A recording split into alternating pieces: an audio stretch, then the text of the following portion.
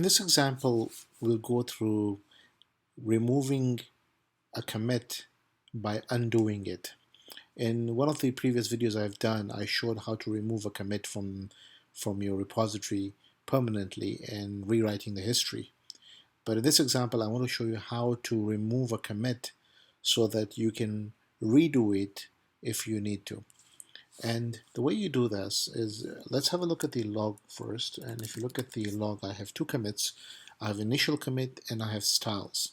Now imagine that I want to undo the styles work that has been done.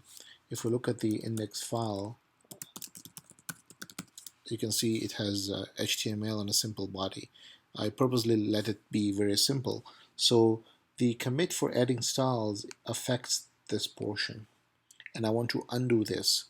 And the way you can undo this without rewriting the history permanently by keeping a trace of a deletion is by using the command called git revert.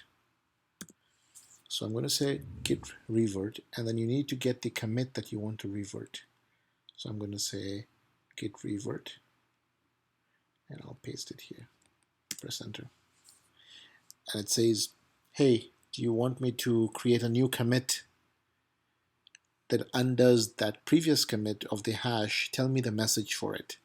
In this case, I'll just leave it as revert adding styles, and then I will just comment these out so the message will just be revert add styles. Now I'm going to save this. It's VI, so I have to save this here. If you're using Windows, you might see Notepad. Once I've done that, it has already reverted. Now if I do git log, you can see it says initial commit, add styles, and then remove the styles, revert, add styles. So this is an alternative to the previous videos that I've shown where you can use git rebase.